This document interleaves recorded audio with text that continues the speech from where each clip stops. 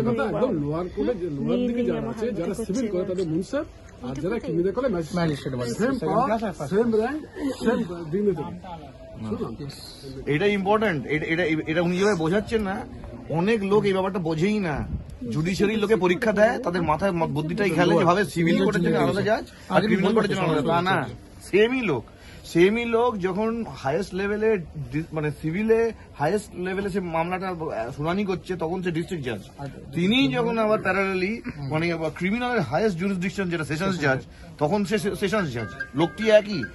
মানে এই যে সমরেশ চৌধুরীকে যেদিন দেখলে, সমরেশ চৌধুরী প্যারালালি দুটোই করে এসছে।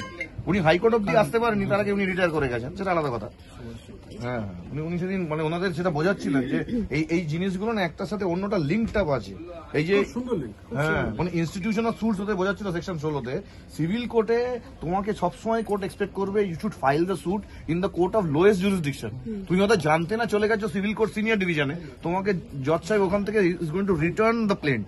রিজেকশন না, রিটার্ন মানে একবার চলে গেল সিভিল কোর্ট সিনিয়র ডিভিশন, সেখান থেকে will come back to civil court junior division.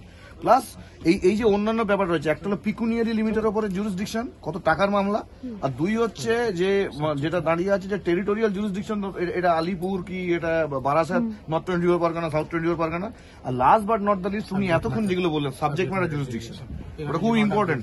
সব কোর্টের এই ধরনের মামলা শুনানি করার প্রোবেট খালি এই হাইকোর্ট করতে পারে, আর নাহলে ডিস্ট্রিক্ট করতে পারে। যে কোনো কোর্টে গিয়ে প্রোবেটের শুনানি হয় না। জুডিশন ভাগ আছে না, সাবজেক্ট ম্যাটার গুলো আলাদা আলাদা করে দেওয়া আছে। অ্যাডমাইরালটি যে উনি এক্ষুনি বললেন, জাজ মাহাজ এসবের বিভিন্ন ধরনের জিনিস হাইকোর্টের জুরিসডিকশন। আর তোমরা কি জানতে চাইছো বলো?